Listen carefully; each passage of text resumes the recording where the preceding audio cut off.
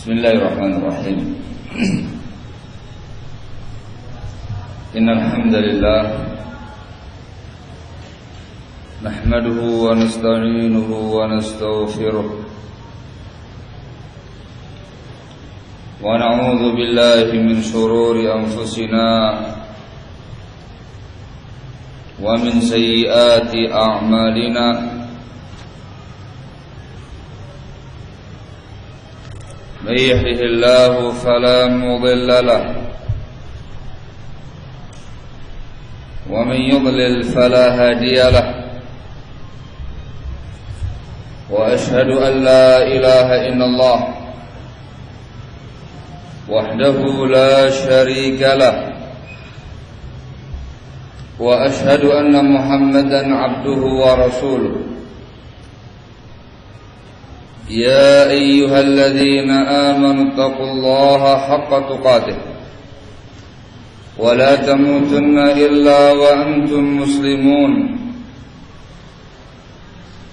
يا أيها الناس اتقوا ربكم الذي خلقكم من نفس واحدة وخلق منها زوجها وبث منهما رجالا كثيرا ونساء. واتقوا الله الذي تساءلون به والأرحام إن الله كان عليكم رقيبا. يا أيها الذين آمنوا اتقوا الله وقولوا قولا سديدا يصلح لكم أعمالكم ويغفر لكم ذنوبكم ومن يطع الله ورسوله فقد فاز فوزا عظيما. أما بعد فإن أصدق الحديث كتاب الله وخير الهدي هدي محمد صلى الله عليه وعلى آله وسلم وشر الأمور محدثاتها فإن كل محدثة بدعة وكل بدعة ضلالة وكل ضلالة في النار. أيها الناس،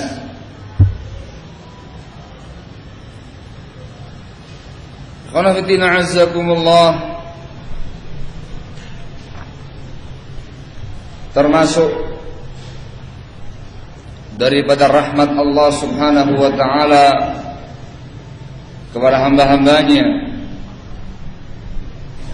terutama bagi hamba-hambanya yang beriman kepada Allah subhanahu wa ta'ala. Allah subhanahu wa ta'ala memberi kesempatan kepada hamba-hambanya yang beriman waktu-waktu tertentu di mana Allah subhanahu wa ta'ala melipat gandakan pahala amal-amal kebajikan padanya, yang mana pada waktu itu umat yang beriman kepada Allah subhanahu wa ta'ala bisa berlomba-lomba mendapatkan pahala besar di sisi Allah subhanahu wa ta'ala. Amalan yang ringan dengan pahala yang sangat besar, amal yang sedikit dengan ganjaran yang sangat luas. Ini merupakan rahmat, keutamaan dari Allah subhanahu wa ta'ala yang khusus diberikan kepada umat ini. Lain halnya dengan umat-umat sebelumnya. Allah subhanahu wa ta'ala memberi beban kepada mereka sekian banyak amal-amal yang berat, amal-amal yang cukup besar, namun dengan pahala yang tidak sebesar pahala yang diberikan kepada umat ini.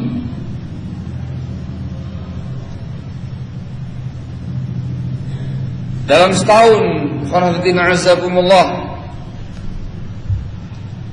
cukup banyak waktu dan cukup banyak bulan yang dimuliakan oleh Allah subhanahu wa ta'ala, yang pada bulan-bulan tersebut kaum muslimin mendapatkan kesempatan untuk meraih pahala besar. Kalau bisa kita lihat dari bimbingan Rasulullah SAW selama setahun, paling tidak ada beberapa bulan yang bisa kita katakan berturut-turut di sana Allah Subhanahu wa taala melipat gandakan amal, pahala amal, dan menganjurkan kepada kaum muslimin sejumlah amal-amal tertentu yang kalau mereka lakukan akan mendapatkan pahala yang sangat besar dari Allah Subhanahu wa taala. Kalau mau kita teliti waktu-waktu yang mulia itu sudah dimulai semenjak bulan Rajab, yang terus berlangsung sampai Muharram. Rajab, Sya'ban, Ramadan, Syawal, Dzulqa'dah, Dzulhijjah, Muharram. 7 bulan berturut-turut Allah Subhanahu wa ta'ala memberi kesempatan kepada hamba-hambanya untuk beramal saleh pada waktu-waktu yang di situ amal ibadah kepada Allah dilipat gandakan. Amal yang bisa dikatakan sederhana namun dengan pahala yang sangat besar. Untuk Rajab ini merupakan salah satu dari Ashhurul Hurum, bulan-bulan haram yang dimuliakan oleh Allah Subhanahu wa taala. Yang diantara fadilahnya ialah siyam, ibadah puasa kepada Allah Subhanahu wa taala, yang disebutkan dalam hadisnya Rasulullah alaihi salatu wassalam, afdalus siyam ba'da Ramadan siyamu syahrillahil muharram. Puasa yang paling afdal setelah puasa Ramadan adalah puasa pada bulan Allah yang haram. Ada yang menafsirkan itu keutamaan puasa bulan Muharram. Ada pula yang menafsirkan keutamaan puasa di bulan-bulan haram, tidak khusus hanya Muharram. Rajab itu merupakan salah satu dari bulan-bulannya haram. Maka dengan riwayat tadi, ada fadilah besar melaksanakan ibadah puasa-puasa sunnah di bulan Rajab. Bukan karena tanggal 1 Rajabnya, tetapi berkaitan dengan masalah dia sebagai bulan haram, bulan yang dimuliakan oleh Allah Subhanahu wa taala, dan amal ibadah puasa ketika itu dikatakan sebagai afdhalus syiyam, sebagai puasa yang paling afdal setelah puasa Ramadan. Keutamaan yang lain ialah keutamaannya sebagai bulan haram. Dalam prinsip Islam, amal ibadah kepada Allah Subhanahu wa taala akan dilipat gandakan pahalanya di bulan haram. Sebagaimana tindakan-tindakan dosa dan kemaksiatan akan dilipat gandakan ancamannya, hukumannya, dosanya bila dikerjakan pada bulan haram. Itu selama sebulan penuh. Dianjurkan kita untuk memperbanyak siam, puasa selama Rajab sebanyak mungkin. Adapun hadis yang mengkhususkan fadilah puasa untuk tanggal 1 Rajab, itu hadis yang palsu. Hadis maudhu' yang palsu yang tidak bisa diamalkan. Maka tatkala kita berpuasa Rajab, maka puasa dengan niat puasa di bulan haram, bukan puasa khusus tanggal 1 Rajab. Dilanjutkan dengan Sya'ban. Di bulan Sya'ban ini Aisyah radhiyallahu taala anha memberitakan bahwasanya Rasulullah SAW berpuasa hampir sebulan penuh. Katanya Aisyah radhiyallahu taala anha, "Ma ra'aitu Rasulullah sallallahu alaihi wasallam yasumu asy-syahra kullahu aw aktsarahu illa Ramadan wa Sya'ban."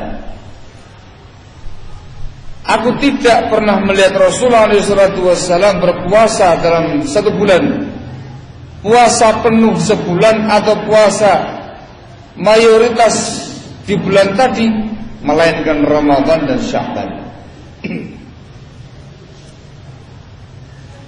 Disebut dengan puasa Sya'ban. Hampir seluruh Sya'ban Rasul SAW berpuasa padanya. Dikatakan oleh para ulama, di antara hikmah Rasulullah SAW melaksanakan puasa Sya'ban sesering itu, dikarenakan Sya'ban itu suatu bulan yang diapit dengan 2 bulan yang mulia. Sya'ban diapit dengan Rajab. Rajab merupakan bulan haram. Setelah Sya'ban ada Ramadan, bulan suci Ramadan yang ma'ruf. Sya'ban di tengah-tengahnya antara Rajab dan Ramadan, yang diapit oleh 2 bulan yang mulia. Maka mayoritas umat manusia pada waktu itu melalaikan ibadah, karena sudah ada Rajab yang mulia sebelumnya dan ada Ramadan yang setelahnya. Sya'ban kecepit. Maka Rasulullah SAW dalam rangka mengingatkan umatnya jangan sampai melalaikan ibadah, maka beliau pun mensyariatkan memperbanyak puasa ketika Sya'ban, di bulan yang banyak dilalaikan oleh umat manusia. Bahkan puasa Sya'ban itu lebih sering dibandingkan dengan puasa Rajab. Hampir seluruh Sya'ban beliau berpuasa. Besar pahalanya dikarenakan sesuai dengan bimbingannya Rasulullah SAW. Disusul dengan Syahrul Mubarak yang namanya Ramadan. Selesai Sya'ban kita beribadah kepada Allah, memperbanyak ibadah puasa yang sunnah, disusul dengan puasa Ramadan yang fardu, yang kita semuanya tahu, maklum akan fadilahnya, keutamaan-keutamaannya, pahala besar yang diraih daripadanya. Ramadan 1 bulan penuh melaksanakan yang namanya kewajiban siang Ramadan. Di sana ada sunnah-sunnah lain yang mendatangkan pahala besar, semacam makan sahur, semacam memperbanyak membaca Al-Quran, memperbanyak berzikir kepada Allah, memperbanyak doa, memperbanyak infak dan sedekah selama Ramadan. Ada tarawih padanya. Dan jangan lupa di bulan Ramadan terdapat yang namanya malam Qadar, malam yang terbaik.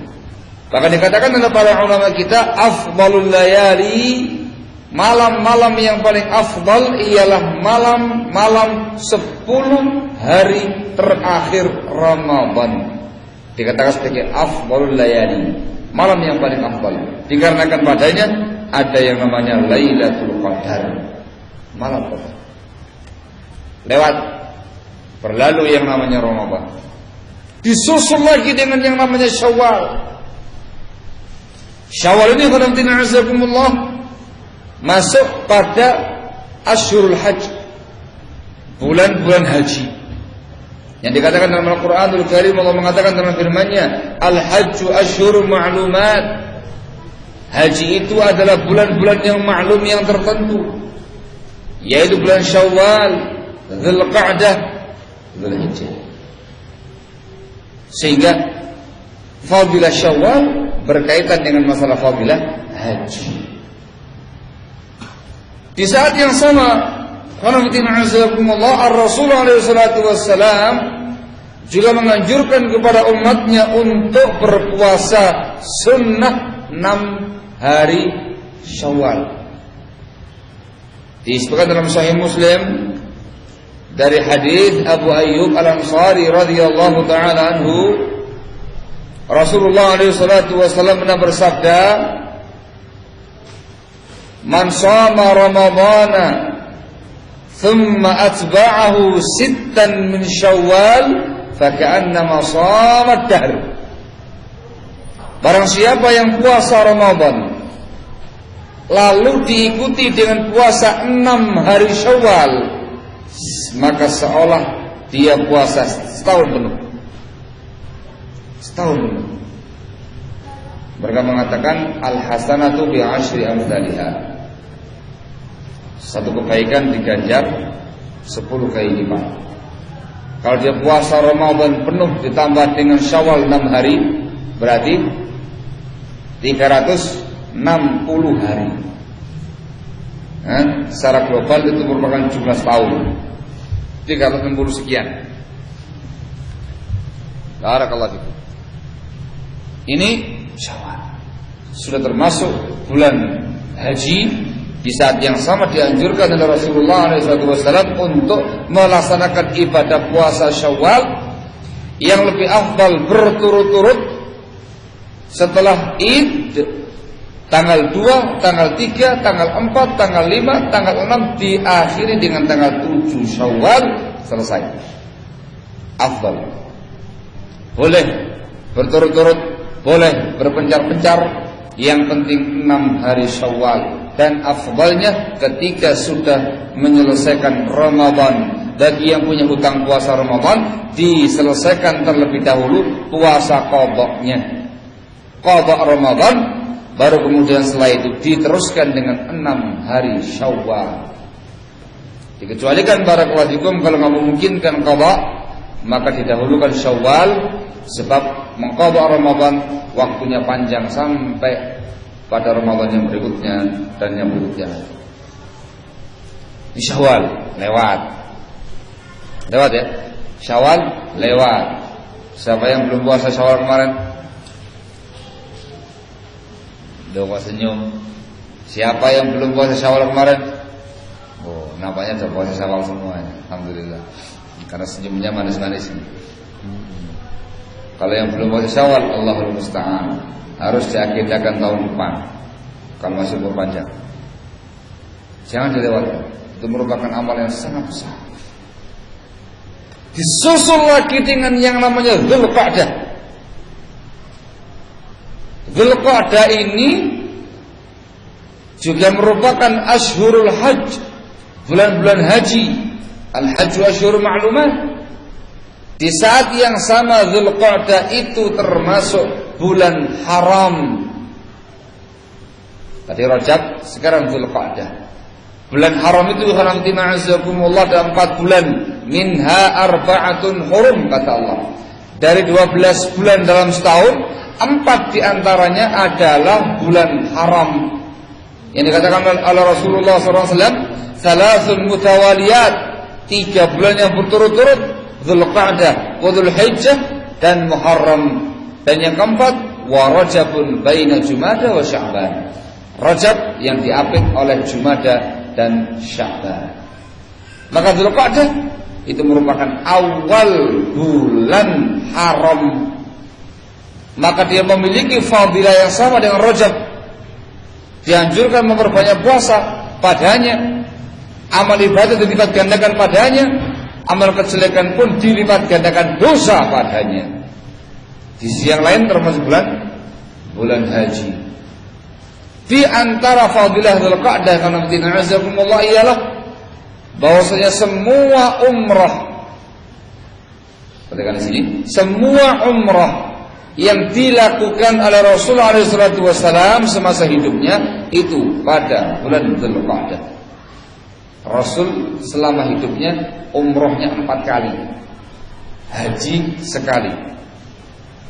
Haji yang sekali adalah haji wada. Umrahnya 4 kali. Semua umrahnya Rasul itu di bulan Dzulqa'dah. Barakallahu. Apa hukumnya umrah di bulan Dzulqa'dah? Jawabannya? Boleh, afdal.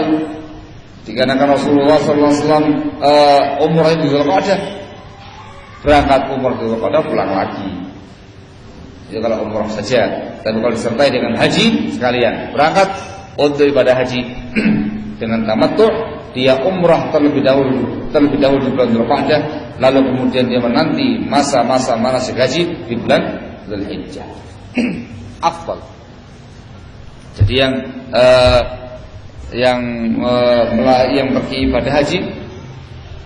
ibadah haji barakallahu fikum merasakan yang namanya umrah di bulan Dzulqa'dah. Karena umumnya untuk orang Indonesia awal keberangkatan tanggal 1 Dzulqa'dah, gelombang pertama.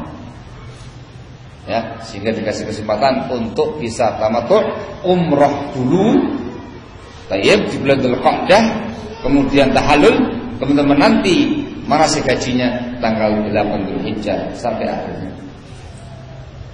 Ini adalah merupakan kesempatan kita sekarang ini. Kita sekarang di bulan Dzulqa'dah, itu artinya kita sekarang di bulan haram, di mana amal ibadah kepada Allah dilipat gandakan pada hari-hari ini. Di antaranya ialah puasa. Afdhalus siyami ba'da Ramadan siyamu syahrillahil muharram. Puasa yang paling afdal setelah Ramadan adalah puasa pada bulan Allah yang haram. Di antaranya Dzulqa'dah. Maka di bulan ini Allah dianjurkan sangat untuk memperbanyak puasa sunnah lillahi ta'ala untuk mendapatkan puasa yang paling afdal ba'da Ramadan. Barakallahu. Ada Dzulqa'dah. Maka jangan sampai lewat lagi. Kalau Syawal sudah kelewatan, 6 hari Syawal lewat, Allahul musta'an, maka jangan dilupakan yang namanya Dzulqa'dah. Semua amalan yang dilakukan pada bulan yang haram, baik itu sholat, puasa, atau ibadah-ibadah yang lainnya, berzikir, berdoa, tilawatul Quran, berinfak, bersedekah, berdakwah, dan semua amal kebaikan yang lainnya akan dilipat gandakan pahalanya oleh Allah Subhanahu wa taala. Ingat, terutama amalan puasa. Barakallahu. Setelah itu disusul lagi dengan Dzulhijjah.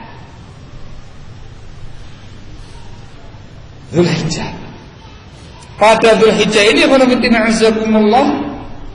terdapat sejumlah fadilah dan keutamaan dari Allah Subhanahu wa taala yang akan kita jumpai insyaallah beberapa hari ke depan. Di antara keutamaan Dzulhijjah, yang pertama termasuk bulan haji. Jelas.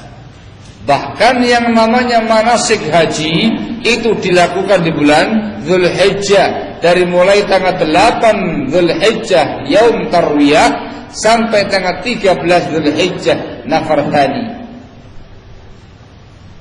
8, 9, 10, 11, 12, 13 itu masa-masa manasik haji. Itu hanya di bulan Dzulhijjah. Dzulhijjah ini pula Allah disebut dengan atau termasuk Asyhurul Hurum, termasuk bulan haram, yang juga memiliki keutamaan yang sama dengan Rajab, keutamaan yang sama dengan Dzulqa'dah. Secara umum semua amal ibadah kepada Allah dilipat gandakan pahalanya. Dan secara khusus puasa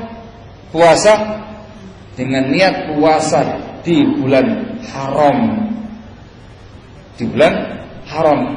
Sehingga seluruh Dzulhijjah kecuali tanggal 10-nya Idul Adha, itu ketika ayat tasyrik 11, 12, 13 itu merupakan hari-hari diutamakan puasa padanya, sama sebagaimana Dzulqa'dah, sama sebagaimana Rajab, karena termasuk bulan haram.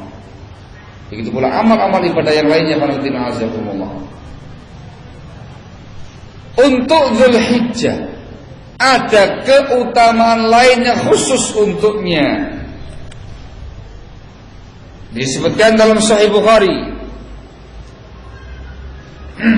dari hadits Ibnu Abbas radhiyallahu taala anhuma,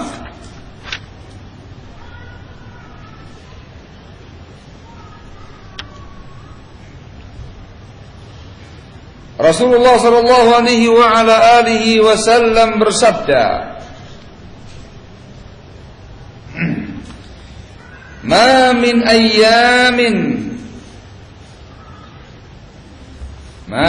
ayyamin al-'amalu shalihu fiha ahabbu ila Allah min hadhihi al-ayyam," yakni ayyam al-'ashr. Jangan baik-baik. Kata Rasulullah SAW, tidak ada hari-hari yang mana amal soleh pada hari-hari itu lebih dicintai oleh Allah dibandingkan dengan hari-hari ini, yaitu hari-hari 10 awal Dzulhijjah. Tanggal 1, 2, 3, 4, 5, 6, 7, 8, 9, 10 Dzulhijjah. Tidak ada hari-hari yang mana amal saleh pada hari-hari itu lebih Allah cintai melainkan hari-hari ini. Qalu ya Rasulullah, katanya para sahabat, ya Rasulullah, walal jihadu fi sabilillah, tidak pula bisa ditandingi oleh amalan jihad fi sabilillah ya Rasulullah.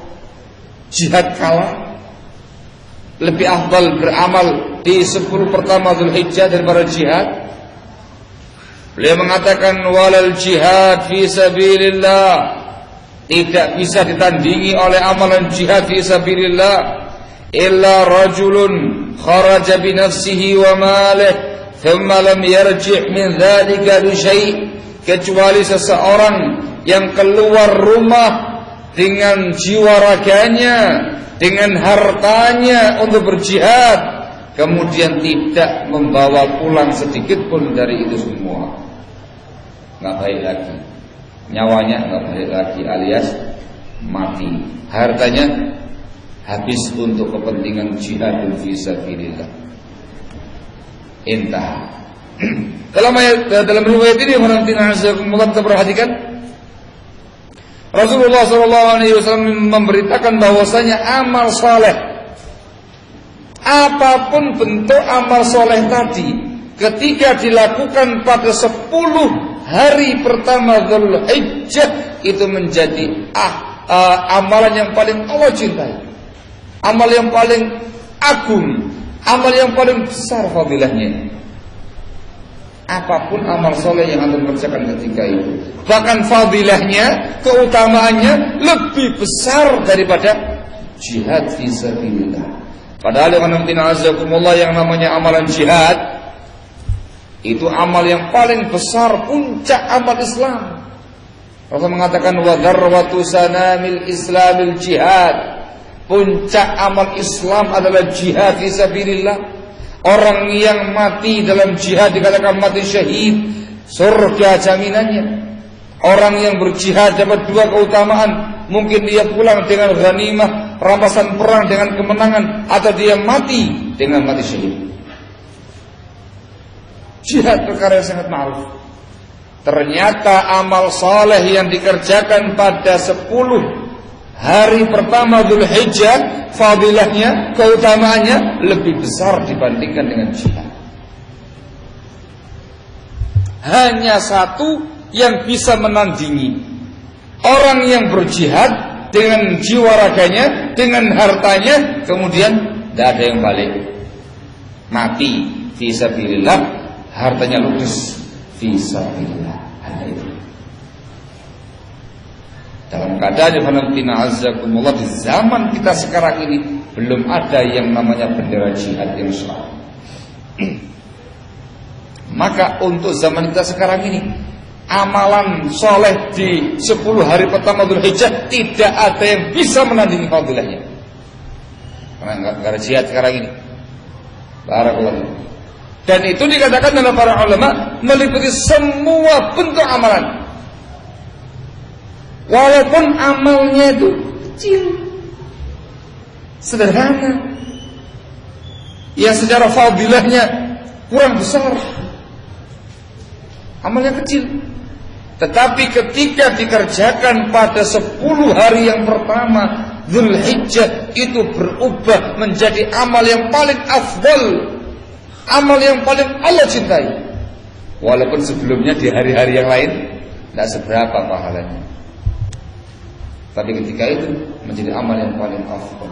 Apalagi kalau yang kita amalkan adalah amal yang afdal, yang besar pahalanya, dikerjakan di 10 hari yang pertama, maka lebih besar lagi, lebih berlipat-lipat ganda lagi fadilahnya itu.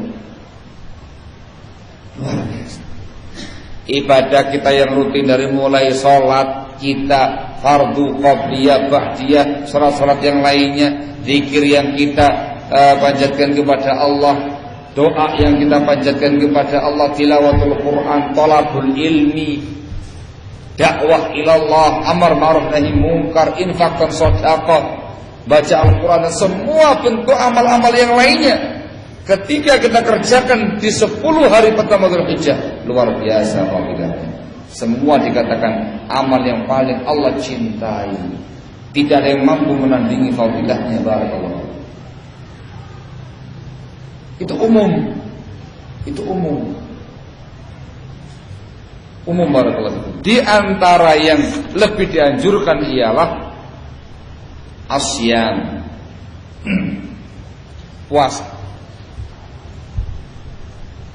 Puasa ya Pak. Di antara yang lebih dianjurkan ialah berpuasa. Disebutkan dalam sebuah hadis yang dikeluarkan oleh Imam An-Nasa'i dengan syarat yang sahih dari sebagian istri Nabi alaihi salatu wassalam, disebutkan anna Nabi sallallahu alaihi wasallam kana la yad'u siyama tis'i Dzulhijjah. Disebutkan bahwasanya Nabi alaihi salatu wassalam, beliau tidak pernah meninggalkan puasa 9 hari awal Dzulhijjah. Rasul tidak pernah meninggalkan puasa 9 hari pertama Dzulhijjah. Sahih riwayat. Juga disebutkan athar dari Abdullah bin Umar radhiyallahu taala anhuma annahu kana yasumul 'ashr. Abdullah bin Umar radhiyallahu taala anhuma, beliau terbiasa puasa pada 9 hari pertama Dzulhijjah. Adapun hadis Aisyah radhiyallahu taala anha dalam Sahih Muslim, adapun hadisnya Aisyah radhiyallahu anha dalam Sahih Muslim, katanya Aisyah, ma ra'aitu Rasulullah sallallahu alaihi wa ala alihi wasallam shaiman al-'ashra qat. Aku tidak pernah melihat Rasul alaihi salatu wasallam puasa pada 10 awal Dzulhijjah sama sekali. Dalam Sahih Muslim, hadis ini menantina azakumullah diterangkan oleh para ulama. Hadis ini adalah penafian. Aisyah meniadakan Rasul puasa pada awal Dzulhijjah. Sementara istri-istri yang lainnya menjelaskan Rasul tidak pernah meninggalkan puasa awal Dzulhijjah. Kaidahnya yang menetapkan lebih didahulukan daripada yang meniadakan. Yang punya ilmu lebih didahulukan daripada yang tidak punya ilmu. Dikarenakan ada istri Rasul yang lain yang punya ilmu, Rasul tidak pernah meninggalkan puasa awal Dzulhijjah, maka itu yang digunakan. Itu yang digunakan. Sementara Aisyah sesuai dengan kadar keilmuannya, tidak mengerti kalau Rasul puasa. Yang mengerti didahulukan daripada yang tidak mengerti. Ada lagi yang mengatakan yang dimaksud oleh Aisyah radhiyallahu anha ialah puasa 10 hari. Yang di situ ada Idul Adha. Itu nggak mungkin. Sebab dilarang puasa pada hari Id. Jadi paham ya? Adapun yang selain tanggal 10 tidak ada masalah. Dan itu yang dipahami oleh para ulama kita untuk mengkompromikan dua riwayat ini.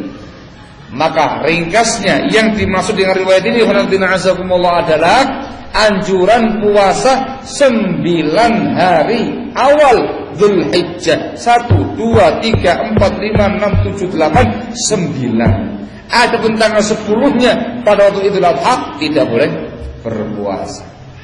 Jadi paham? Di saat yang sama tanggal 9 Dzulhijjah itu sendiri ada syariat puasa apa? Puasa Arafah. Sehingga kalau ada orang yang puasa dari mulai awal tanggal 1 Dzulhijjah, tanggal 1 puasa, 2, 3, 4, 5, 6, 7, 8 dia puasa, kemudian ditutup dengan puasa apa? Puasa Arafah. Gongnya itu puasa Arafah, double pahalanya. Sudah dapat fadilah puasa di bulan haram, fadilah amal soleh pada 10 hari pertama Dzulhijjah, fadilah puasa khusus awal-awal Dzulhijjah, tambah lagi fadilah khusus untuk puasa Arafah yang dikatakan menghapuskan dosa. Menghapuskan dosa, barakallahu. Sehingga berlipat-lipat.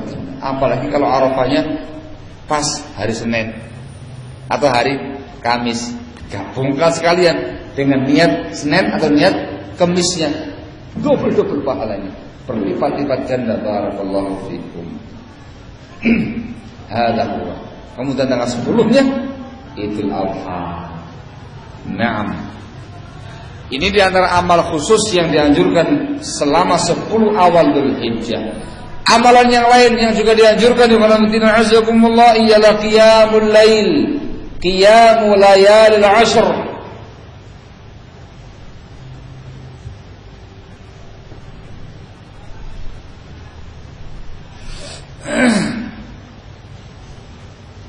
Qiyamul lail pada malam-malam 10 pertama Dzulhijjah. Tadi kan puasanya, qiyamul lailnya disebutkan oleh Al-Imam Al-Hafidh Ibnu Rajab Al-Hambali rahimahullah dalam kitab beliau Lataiful Ma'arif. Beliau menyatakan, wa amma qiyamu layalil 'ashr fa mustahabbun.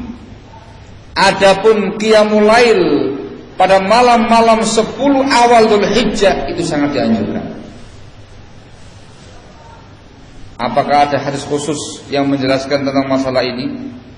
Jawabannya ada hadis khusus namun dhaif. Maka sisi sunnahnya, sisi anjurannya ialah dikarenakan qiyamul lail termasuk amal soleh. Ya, termasuk amal soleh. Sementara amal soleh pada 10 pertama Dzulhijjah adalah amal yang paling Allah cintai. Jadi paham ya? Maka qiyamul lail ketika itu pun juga memiliki keutamaan yang lebih besar lagi dibandingkan dengan malam-malam yang selainnya. Barakallahu fikum. Qiyamul lail ya Pak. Juga di antara amal yang sangat dianjurkan oleh para ulama ialah istihbab kathratuz dzikr. Dianjurkan untuk memperbanyak berzikir kepada Allah Subhanahu wa taala. Zikir ya Pak. Sebab 10 hari pertama Dzulhijjah disebut dengan ayyamun ma'lumat, hari-hari yang maklum. Di Al-Hajj disebutkan dalam Al-Qur'an, di dalam surah Al-Hajj ayat yang ke-28 Allah menyatakan wa yadhkuru smallahi fi ayyamin ma'lumat, dan mereka berzikir kepada Allah pada hari-hari yang maklum. Jumhur ulama menafsirkan yang namanya ayyamun ma'lumat adalah ayyamul 'ashr, hari-hari 10 pertama Dzulhijjah. Disuruh banyak berzikir, sehingga zikir ketika itu memiliki keutamaan yang berlipat ganda. Doa yang dipanjatkan ketika itu memiliki keutamaan yang sangat besar. Termasuk zikir adalah tilawatul Quran, membaca Al-Quranul Karim. Maka membaca Al-Quran ketika itu merupakan amal yang sangat besar pahalanya. Barakallahu fikum. Apalagi ketika berjumpa dengan hari Arafah dan Idul Adha yang memang disyariatkan untuk memulai takbiran. Supaya dipahami Alhamdulillah, takbiran untuk Idul Adha itu dimulai dari subuh hari Arafah. Takbiran untuk Idul Adha sudah dimulai dimulai subuh hari Arafah tanggal 9 Dzulhijjah. Dan terus berlangsung takbiran terus sampai tenggelamnya matahari tanggal 13 Dzulhijjah.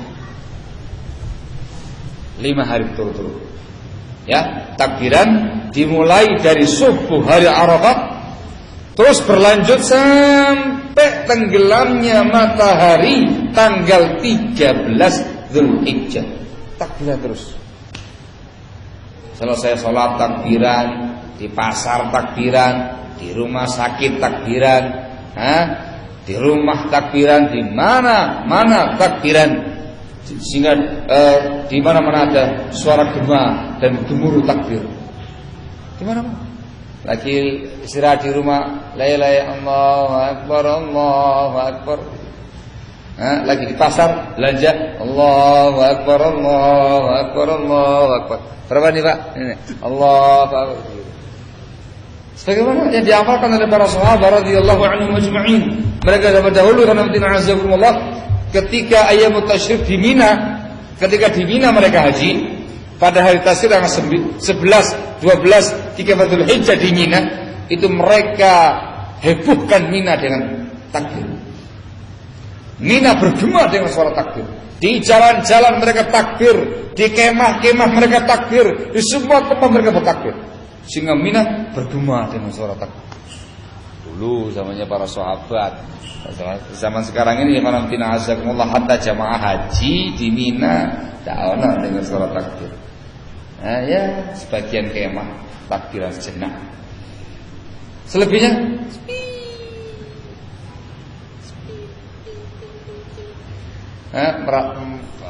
haji ingin merasakan ya apa sih gema takbir di Mina itu.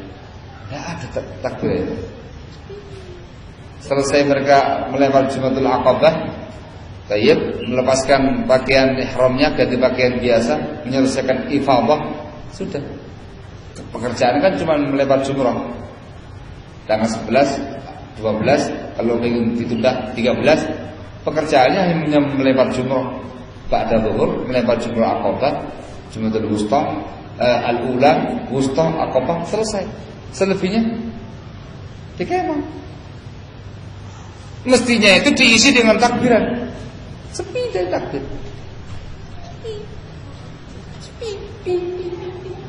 Allahul musta'an. Ngobrol banyak. Di mana? Di kemahnya masing-masing. Allahul musta'an. Al-muhim, contohnya para sahabat bertakbir pada waktu itu. Dan ini merupakan amal yang sangat dianjurkan selama 10 awal Dzulhijjah. Masya Allah ya. Ini diantara fadilahnya apa ini? Dzulhijjah. Di antara fadilahnya pula ya untuk Dzulhijjah, padanya ada syariat menyembelih hewan kurban. Kapan itu? Dzulhijjah. Tanggal 10 Dzulhijjah diteruskan sampai terbenamnya matahari tanggal 13 Dzulhijjah.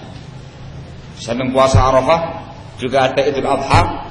Tayyib, hari raya kaum muslimin, juga di situ ada syariat berkurban, menyembelih hewan kurban yang dimulai setelah selesai salat Idul Adha dan diakhiri dengan tenggelamnya matahari tanggal 13 Dzulhijjah. Dan terus itu, setelah itu fadilah dan keutamaan Dzulhijjah masih ada sebagai bulan haram yang memang dianjurkan sangat untuk memperbanyak amal ibadah ketika itu, terutama ibadah puasa. Dzulhijjah. Di sekarang kita masih punya banyak kesempatan. Dzulqa'dah masih awal-awal. Kita harus menyisihkan lengan baju untuk meningkatkan amal soleh kita kepada Allah di bulan ini. Ini merupakan bulan yang haram, harus banyak-banyak puasa pada bulan ini dan juga memperbanyak amal-amal yang lainnya. Mempersiapkan diri untuk Dzulhijjahnya. Lihat tanggalannya, lihat pengumuman pemerintahnya, kapan tanggal 1-nya itu. Begitu diketahui tanggal 1, langsung ibadahnya diperbanyak, terutama puasa. Tanggal 1, 2 sampai tanggal 9 puncaknya Yaum Arafah. Setelah itu sama kayak Ramadan, puasa sampai tuntas Ramadannya Yang ini puasa 1 sampai 9, puncaknya Arafah, tanggal 10-nya luar biasa. Sehingga kaum muslimin merayakan kemenangan setelah beribadah kepada Allah Subhanahu wa taala. Itu Dzulhijjah. Belum selesai, disusul dengan yang namanya Muharram. Bulan Muharram adalah bulan akhir untuk bulan-bulannya haram. Ada Rajab, ada Dzulqa'dah, ada Dzulhijjah, dan yang keempat Muharram. Amalan pada bulan Muharram juga sama dengan bulan-bulan haram yang lain, dilipat gandakan pahalanya oleh Allah Subhanahu wa taala. Semua bentuk amal dilipat gandakan. Dan yang sangat dianjurkan adalah puasa. Karena Rasul mengatakan afdhalus siyam ba'da Ramadan siyamu syahrillahil muharram. Puasa yang paling afdal setelah Ramadan adalah puasa di bulan Allah yang Muharram. Mereka semua sepakat yang dimaukan adalah bulan Muharram. Sebagian ulama mengatakan masuk padanya semua bulan-bulan yang haram. Untuk Muharram sepakat. Sehingga puasa, memperbanyak ibadah puasa selama bulan Muharram itu merupakan amal yang paling afdal. Puasa yang paling afdal setelah Ramadan. Puasa sebanyak-banyaknya. Dan yang khusus adalah puasa Tasu'ah dan Asyura. Yang sunnah tidak puasa khusus tanggal 10-nya. Tetapi yang sunnah ialah tanggal 9 dan 10 sebagaimana azamnya Rasul SAW dan dalam rangka untuk menyelisihi ahli kitab. Orang-orang Yahudi pada masa itu juga ikut puasa tanggal 10 Muharram. Maka Rasulullah SAW ketika mengetahui hal itu, beliau berazam kuat untuk menyelisihi mereka dan puasa tanggal 9 dan 10-nya. Maka yang sunnah yang afdal ialah tanggal 9 dan 10 Muharram. Itu juga pahalanya menghapuskan dosa. Sama kayak puasa Arafah, menghapuskan dosa. Dia dianjurkan khusus saya. Selebihnya sama dengan puasa, dengan ibadah-ibadah yang lain. Memperbanyak amal saleh kepada Allah Tabaraka wa Ta'ala pada bulan tersebut dengan berbagai macam amal saleh yang ada akan dilipat gandakan pahalanya oleh Allah Subhanahu wa Ta'ala. Kalau dihitung-hitung selama setahun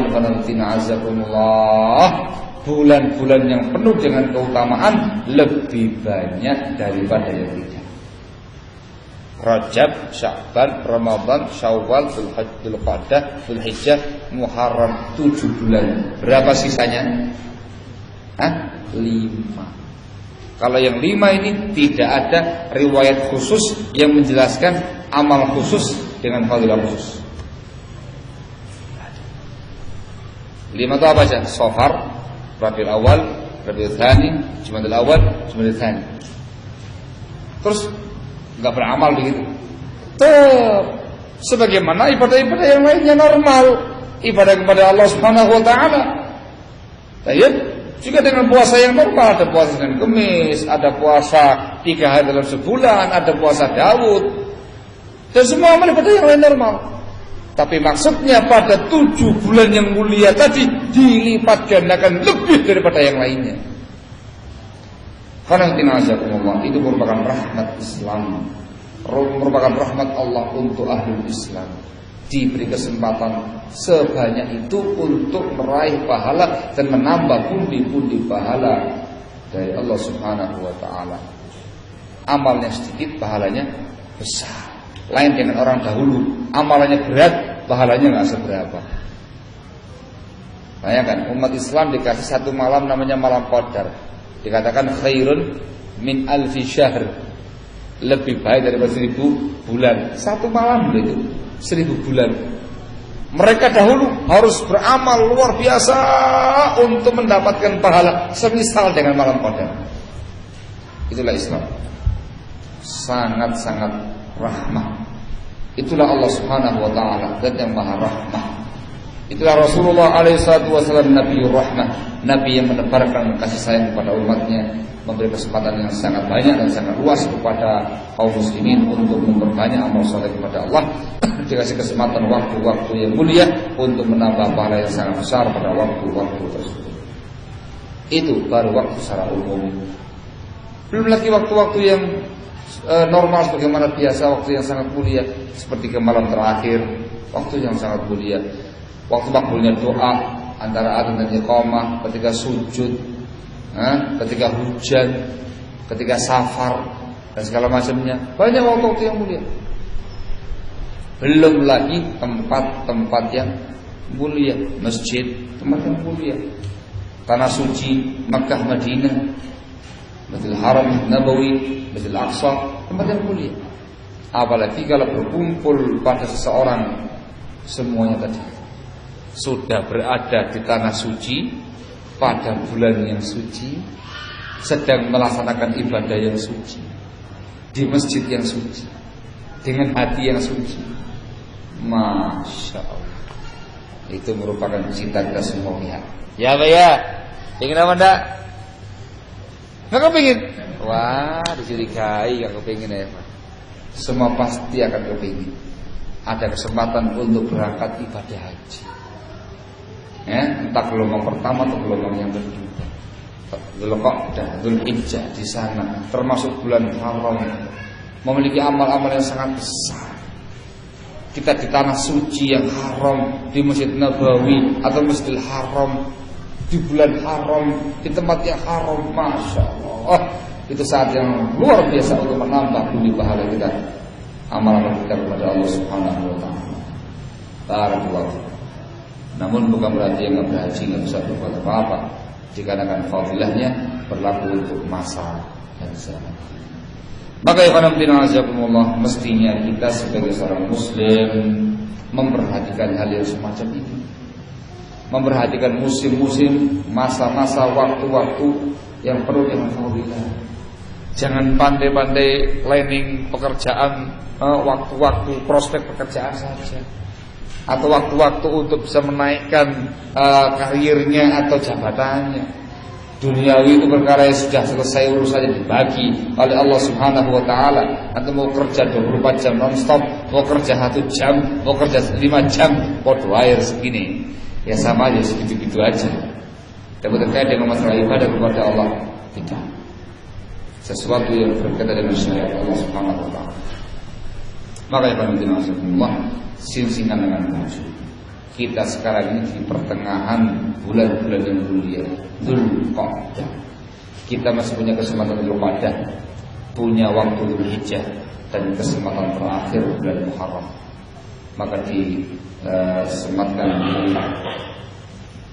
manfaatkan dengan sebaik-baiknya. Alhamdulillah, semoga kita semua menjadi hamba-hamba Allah yang saleh, hamba-hamba Allah yang diberkati oleh Allah, bertaufiq oleh Allah Subhanahu wa taala. Wallahu musta'an, wala haula wala quwwata illa billah.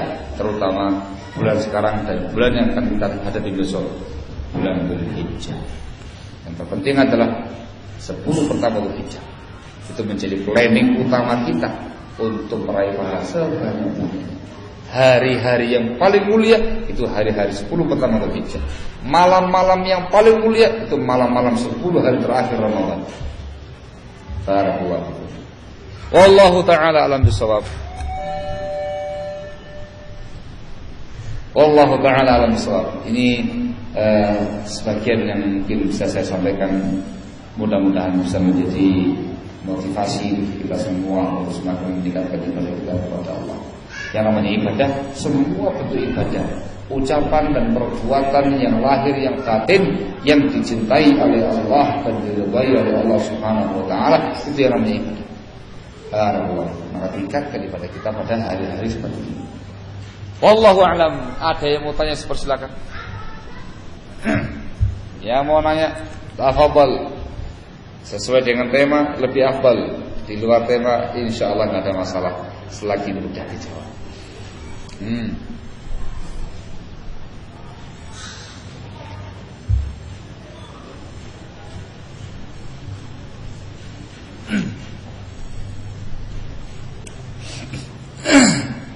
Silakan.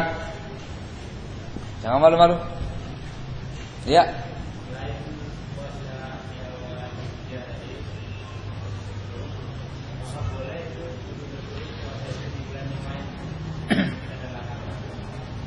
Di bulan yang lain.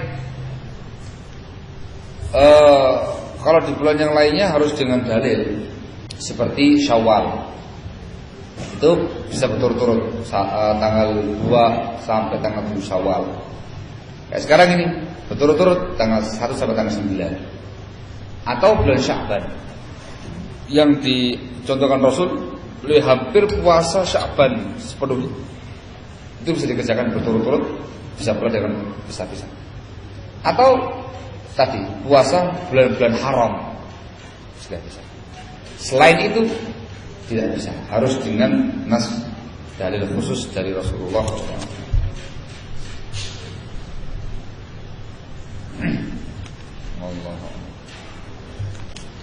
Apa khasiat surat Al-Waqiah? Wallahu a'lam. Saya nggak tahu. Coba dilihat di tafsir. Apakah ada riwayat yang sahih terkait dengan masalah Al-Waqiah? Saya nggak tahu. Ada yang tahu? Tahu? Kenapa aja?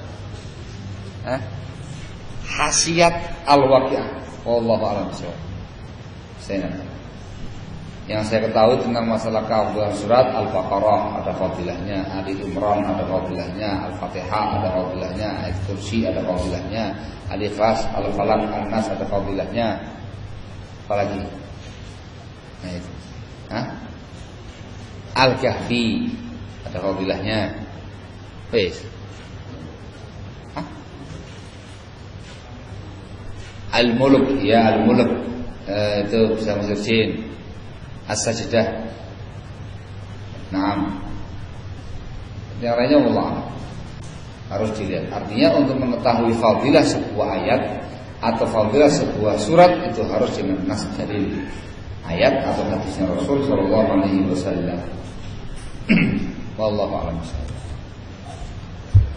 Yang lain?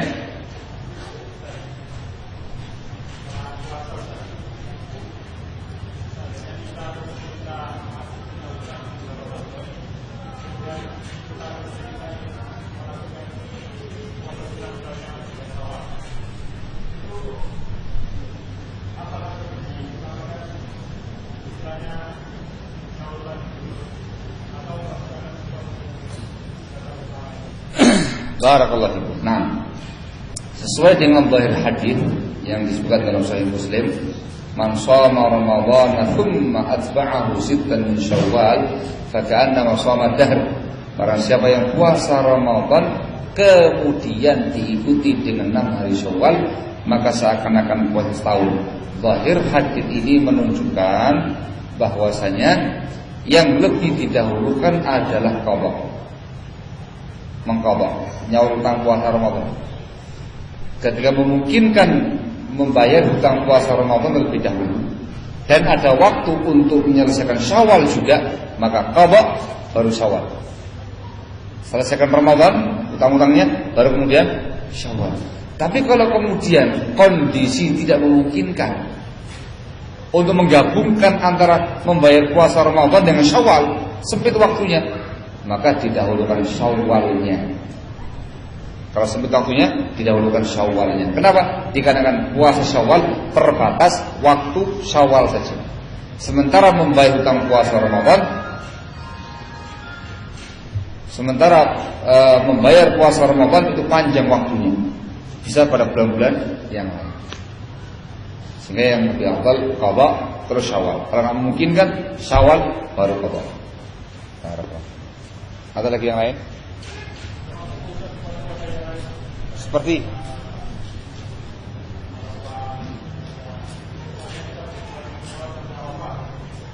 Iya, iya, didahulukan Arafah.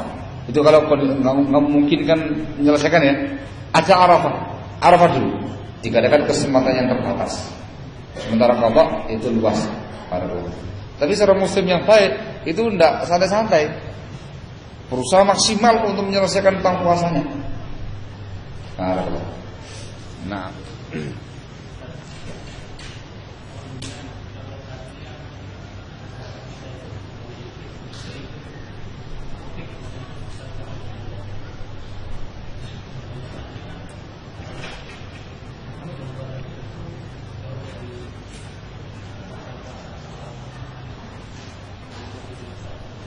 yang tanyakan sesungguhnya sebelah mananya ini?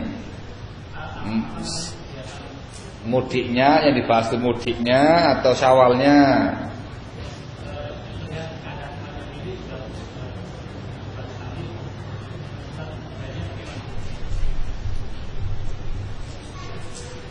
Ya tergantung kondisinya antum masing-masing. Kalau memang antum tidak punya kesempatan untuk menjenguk keluarga kecuali hanya pas masa Id, ya sudah, itu kesempatannya. Kesempatan. Ada waktu, luang, ada rezeki, langsung. Dikarenakan menjenguk keluarga, silaturahmi dan segala macam, satu tahun jangan dilalaikan. Terus bukan berarti nggak bisa puasa Syawal. Masuk jenguk keluarga sampai sebulan. Ya kemarin beberapa harian gitu ya. Sepekan lah, balik lagi ke sini. Ada waktu panjang untuk Syawal, puasa Syawal. Barakallah. Itu kembali kepada kondisi masing-masing. Artinya mengkhususkan silaturahmi pada saat mudik. Tidak mau silaturahmi selain itu nggak ada contohnya. Silaturahmi itu kapanpun, kesempatan kapanpun kita mampu silaturahmi. Nah gitu ya. Tidak mengkhususkan pada saat. Kalau misalkan kita punya banyak kesempatan, kapanpun kita mau bisa silaturahmi, ada kesempatan yang lain yang sekiranya nggak merepotkan, sudah. Saatnya sudah santai. Jadi kalau kita ingin sana, wallahu ta'ala alam. Artinya memungkinkan untuk dikumpulkan semuanya, insyaallah.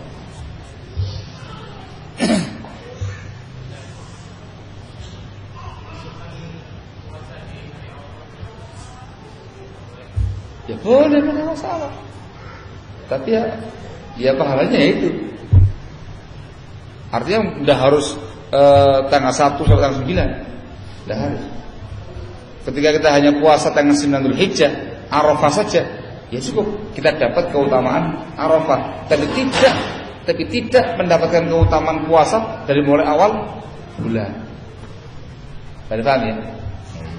Ya pahala, ada yang dapat sekian, dapat sekian. Ya tergantung masing-masing orang ya kan. Gimana? Aduh.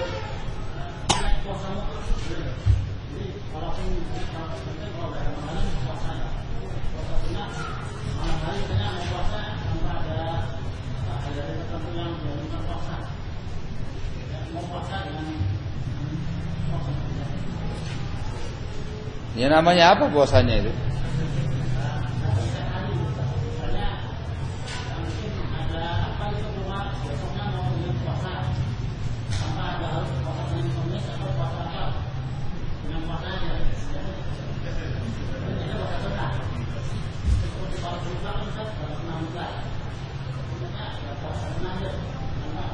Masya Allah. Namanya puasa mutlak. Fadilahnya apa?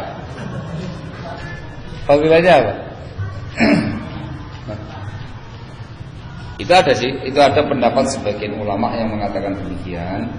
Mereka berdalil dengan tindakannya Rasulullah SAW ketika beliau keesokan hari pagi kepingin sarapan, beliau belum makan apa-apa, malam hari sampai subuhnya begitu mau sarapan ngomong sama istrinya, ada makanan tak hari ini? Tidak ada makanan. Ya sudah, saya mau puasa saja. Itu mereka mengatakan itu puasa mutlak. Artinya tidak ada kaitan dengan hari tertentu. Tapi ingin puasa gitu aja. Ada yang mengatakan begitu. Ada yang membawa ihtimal, ada kemungkinan itu bertepatan dengan Senin atau Kamis atau yang semisal. Wallahu ta'ala a'lam.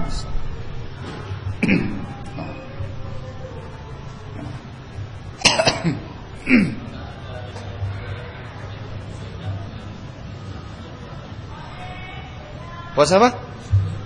Khusus. Iya, itu juga kami sampaikan. Terkait dengan bulan Sya'ban diterangkan tadi hadis dalam Sahih Bukhari dan juga Sahih Muslim dari Aisyah radhiyallahu taala anha. Disebutkan oleh Aisyah radhiyallahu anha bahwasanya Rasul sallallahu alaihi wasallam berpuasa hampir seluruh Sya'ban. Itu umum ya, Pak.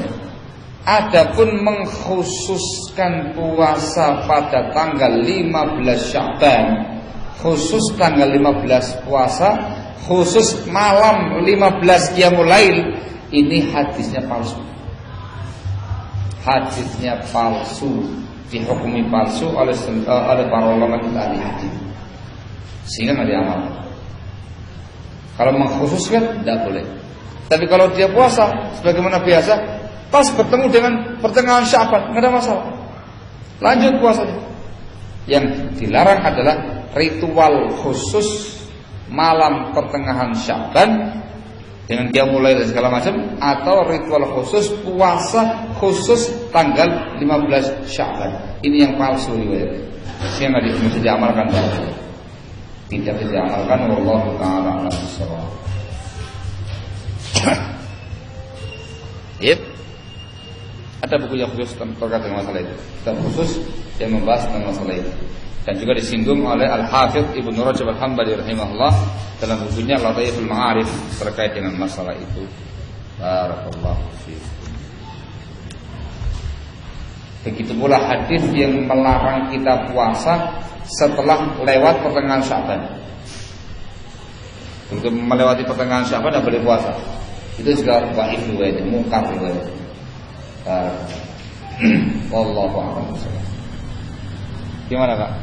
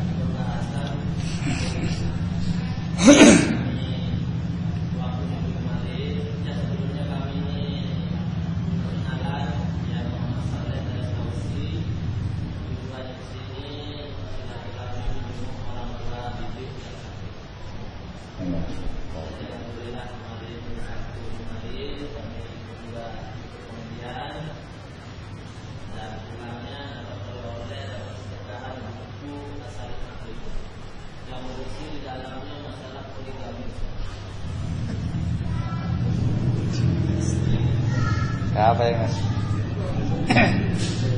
Hah? Iya paham. Yang ngasih majalah siapa? Aduh. Pas poligami. Masya Allah.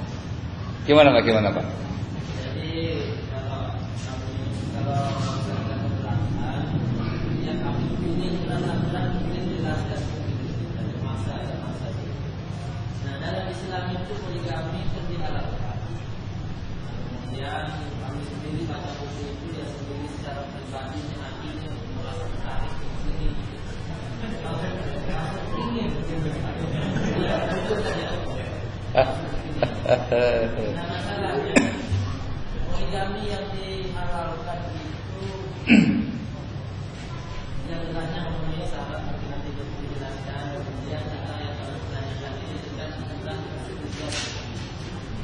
apakah poligami yang mungkin contohnya saya tidak mau poligami, kemudian saya punya istri ini tidak setuju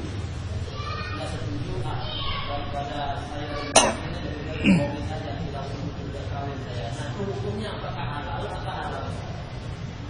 Masya Allah. Iya, padahal sudah dijelaskan tuntas di majalah itu. Bapak ada majalahnya? Iya, Bapak punya majalahnya tadi? Masih ada? Itu coba dibuka lagi, itu ada pembahasan masalah itu. Ada pembahasannya masalah itu.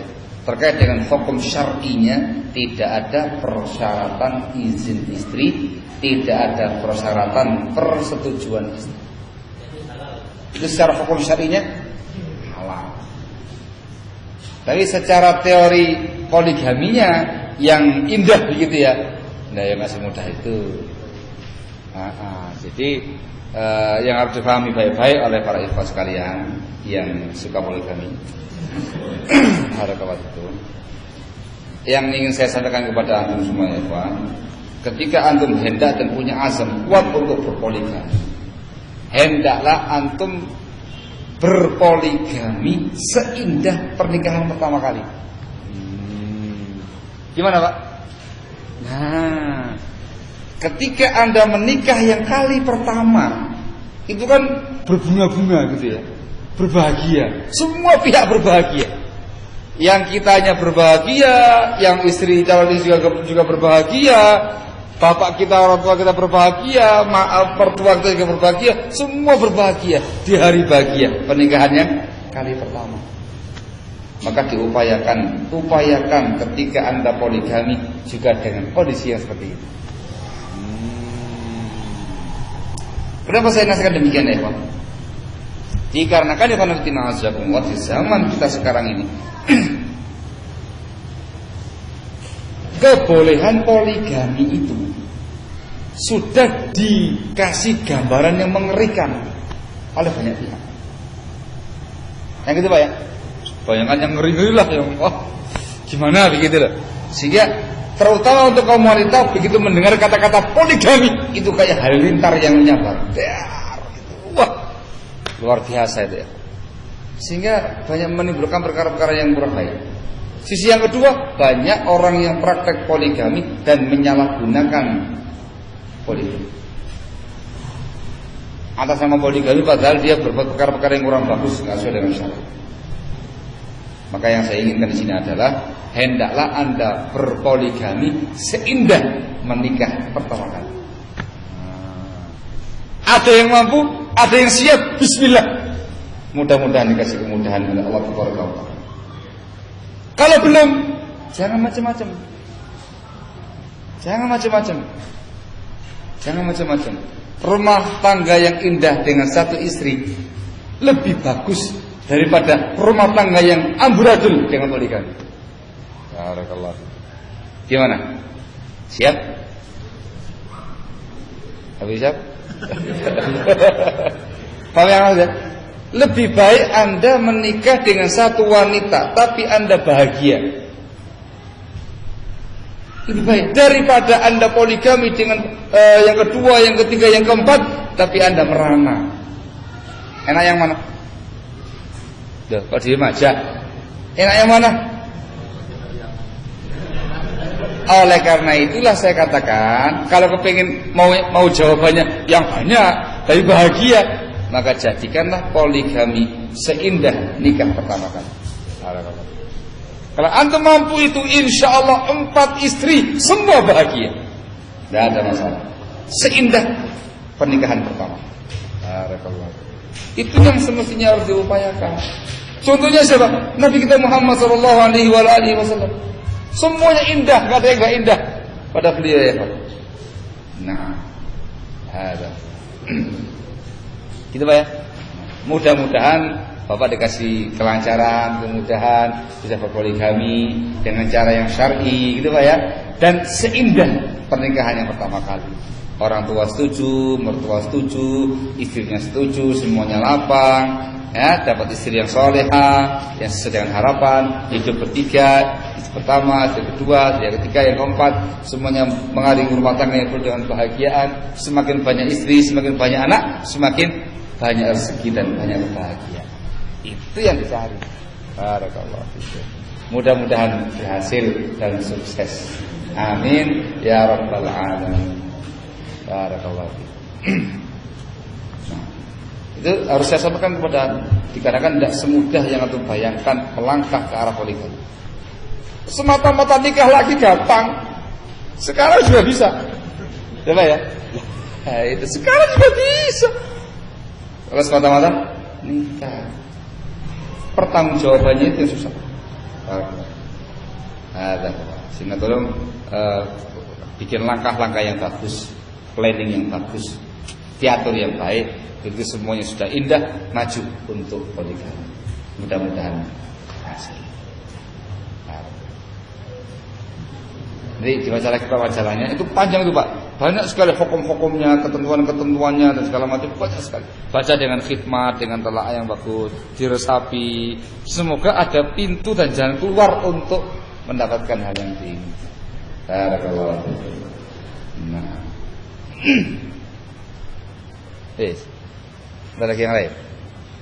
Cukup? Gimana? Masalah apa?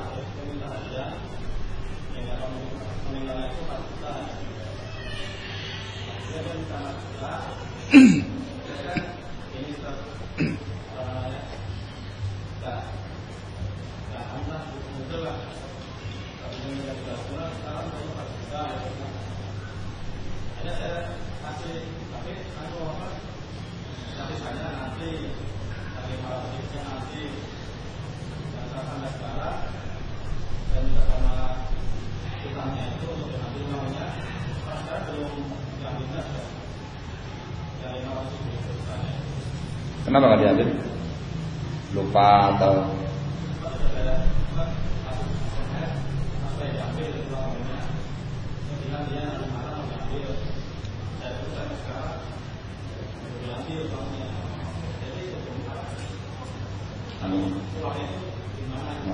Mungkin tidak enak sama antum ya. Nah itu pentingnya kita harus mengerti ilmu sebelum bermuamalah dan bertransaksi. Kayak tadi, itu sesungguhnya kaidah asalnya adalah al-muslimun ala syurutihim. Kaum muslimin sesuai dengan persyaratan yang disepakati. Dari mulai awal disepakati ini borongan, selesai pagar 3,5 juta. Sepakat? Sepakat. Oke. Ini harus disepakati. Tidak bisa keluar dari sini kecuali dengan perjanjian baru. Gitu ya. Di tengah jalan, Mas, jangan borongan Mas, mending harian aja Mas, tapi nambah lagi 4 juta jadinya. Itu tergantung antumnya. Kalau antumnya mengatakan tidak mau sesuai dengan yang pertama, maka mereka harus menyelesaikan. Nah, sebentar, saya lagi merinci sekarang ini. Ketika itu tergantung antum. Kalau antum mengatakan saya nggak mau, tetap 3,5 borongan, selesaikan. Maka mereka berkewajiban untuk menyelesaikan borongan tadi sesuai dengan persyaratan di awal. Ketika mereka meminta hal yang baru, Mas jangan borongan, harian aja Mas, ketemunya 4 juta gimana? Antum setuju? Maka sesuai dengan kesepakatan bersama 4 juta. Jadi paham ya? Itu namanya ini kaidah al-muslimun ala syurutihim, dikecualikan dengan at-tasrih bi khilafih namanya. Hukum asalnya sesuai dengan kesepakatan bersama, tapi dirubah dikarenakan ada kesepakatan baru yang menyelisihi awal. Harus baru. Ya sudah, kita bikin kesepakatan baru, harian jadinya 4 juta, kurang 500.000 tahunan saya. Ya sudah. Jalan. Begitu selesai itu pagar, antum berkewajiban menambah 500.000 lagi. Ya wes. Karena sudah terjadi. Atau malah setuju atau grundel? Hah? Lah itu dia. Selesai pagarnya. Oh, minta tambahan uang. Selesai padahal sudah. La haula wala quwwata. Selesai sudah. Pak, selesai. Selesai. Belum selesai. Karena itu belum selesai di tengah jalan. Sudah takdir selesai sesuai dengan awal kesepakatan ya sudah selesai. Mau apa lagi?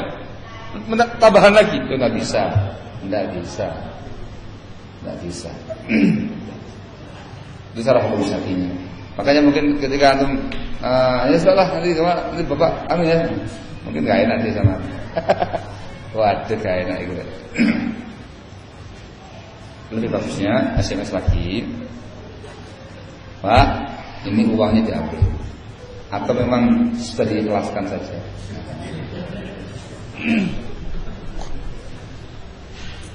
Karena memang hukum asal perjanjiannya selesai. Nah itu tengah jalan pada perubahan. Ini sih bukan ada perubahan, selesai hatam, minta nambah lagi, itu biasa tuh para tukang. Kayak gitu dia. Nah, iya. Ini banyak kayak gitu itu, nggak cuma tukang tok, ada lagi yang lain juga begitu. Selesai semua urusan, tahu-tahu minta tambahan duit. Allah, yang di luar kesepakatan di awal. Cukup? Sudah? Atau sampai sini? Ada lagi yang lain? Tidak ada insya Allah. Jelas insya Allah ya. Karena memang nggak perlu ditanyakan, tapi harus diamalkan. Kalau pembahasan yang tadi itu terkait dengan fadilah dan keutamaan itu jangan dipertanyakan, tapi diamalkan. Sehingga disampaikan untuk kemudian diingat-ingat dan dipersiapkan untuk diamalkan pada waktunya nanti insya Allah. Baik, kalau ada yang bertanya, saya akan cukup sekian insyaallah, mudah-mudahan bermanfaat. Naktafi lahuna subhanaka wa bihamdik, asyhadu an la ilaha illa anta, astaghfiruka wa atubu ilaik. Walhamdulillahi rabbil alamin.